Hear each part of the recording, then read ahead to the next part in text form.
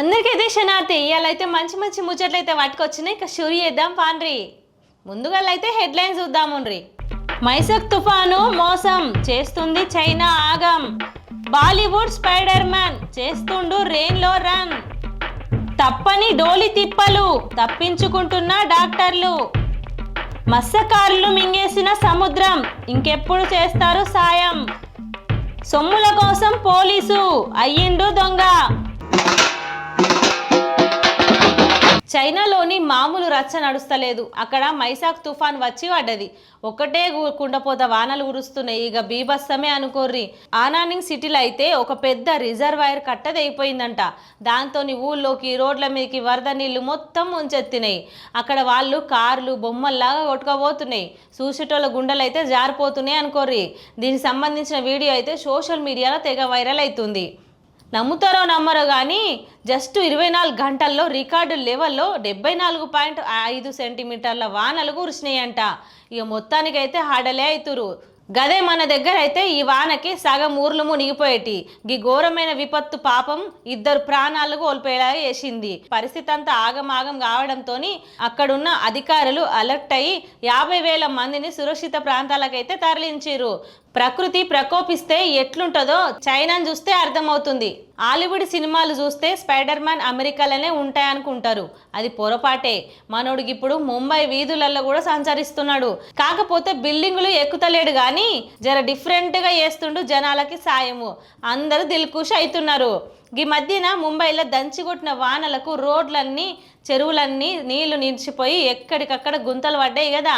నడిచేటోళ్లకు బళ్ళు నడిపేటోళ్లకు ఘోరమైన తిప్పలైతే ఉంది.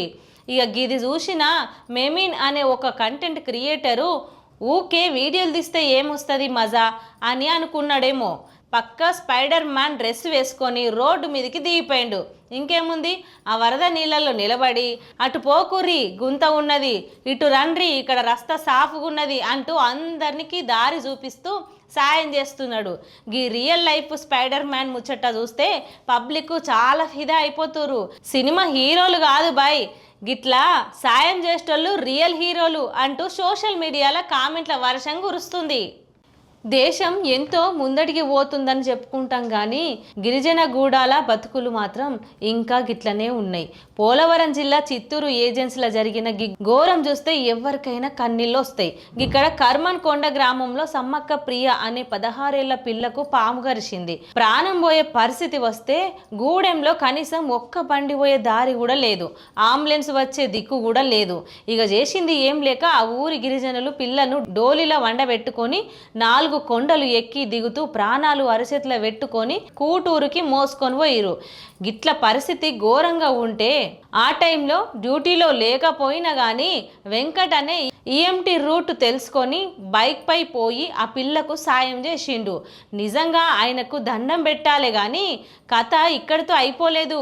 అంత కష్టపడి కూటూరు పిహెచ్సికి తీసుకొని పోతే అక్కడ డాక్టర్లు లేరు, కానీ అక్కడ ఒక నర్సు మాత్రమే ఉన్నది. ఆమెనే ట్రీట్మెంట్ ఇచ్చింది. ఆధునిక కాలంలో ఉన్నాం అనుకుంటాం కానీ ఏజెన్సీ ఏరియాలో కనీసం వైద్యం రోడ్లు సౌకర్యం లేక గిరిజనులు ఇంకెన్నాళ్ళు గిట్ల డోలీలు మోయాలే. ఇది నిజంగా సిగ్గుచేటు. విశాఖపట్నం తీరంలో ఉదయ విచారణ సంఘటన చోటు చేసుకుంది. జూలై 1వ తారీఖు విశాఖపట్నం చేపల వేటకైతే బయలుదేరు 7 మత్స్యకారులు. బోటు మొత్తం అయితే 4వ తారీఖున సముద్ర తీరంలో భారీ అలలకు బలైంది. సుమారు 10 మైళ్ళ దూరంలో బంగాళాఖాతంలో ఏర్పడిన అల్పపీడనం వల్ల సముద్రం అల్లకల్లోలమైంది. ఒక్కసారి వచ్చిన భారీ అలలకు బోటు తలగిందులైంది. బోటు యజమాని కారి చిన్నయ్య అనే మత్స్యకారుడు ప్రాణాలతోనైతే బయటపడ్డాడు. నౌక యాంకర్ గోల్స్ను గట్టిగా పట్టుకొని కేకలు వేస్తుండగా ఆ మార్గంలో వెళ్తున్న ఎంవి యూనివర్సల్ హెల్త్ మర్చెంట్ అనే సరుకు రవాణా నౌక సిబ్బంది బాగానే గుర్తించిర్రు. జాకెట్ విసిరి అతన్ని కాపాడిర్రు. తర్వాత హెలికాప్టర్ ద్వారా ఐఎన్ఎస్ దేగాకు తరలించి చికిత్స నిమిత్తం ఆసుపత్రికి బదిలీ చేసిర్రు. మిగిలిన 6 మత్స్యకారులు మరి ఎక్కడ పోయిరో జాడైతే తెలియట్లేదు. ఇంకా వారి కుటుంబ సభ్యులైతే తీవ్ర ఆందోళనలో ఉన్నారు. భీమిలి బోమవరం ప్రాంతాలకు చెందిన ఈ మత్స్యకారులు జూలై 4వ తారీఖున సాయంత్రం వరకు తీరానికి చేరుకోవాల్సి ఉండగా ఫోన్లు స్విచ్ ఆఫ్ కావడంతో ఆందోళన మొదలైంది. ప్రస్తుతం భారతీయ తీర రక్షణ దళం, నౌకాదళం, మరైన్ పోలీసులు సమన్వయంతో విస్తృత సెర్చ్ అయితే జరుపుతున్నారంట. నేషనల్ హైవే అమీన్పూర్ ప్రాంతంలో జరిగిన సంఘటనలో ప్రధాన పాత్రధారులు ఇద్దరున్నారు. ఒకడేమో ట్రక్ డ్రైవర్ మనీష్, మరొకరు కోర్టు సెక్యూరిటీ డ్యూటీలో ఉన్న సబ్ ఇన్స్పెక్టర్ గిరీష్ మిశ్రా.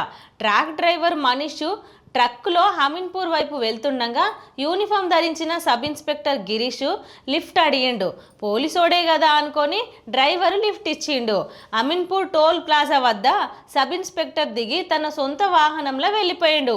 కొంతసేపటికి ట్రక్ డ్రైవర్ తన దగ్గర ఉన్న 20,000 రూపాయలు మాయమైనట్లు గుర్తించిండు. మొత్తానికైతే డబ్బు ట్రాక్ నుంచి ఎవరో కాజేసిరని అనుమానం వచ్చి వెంటనే సబ్ ఇన్స్పెక్టర్ వాహనంని వెంబడించిండు. సుమారు 10 నుంచి 35 కిలోమీటర్ల దూరం వరకు వెంటాడుతూనే ఉన్నాడు.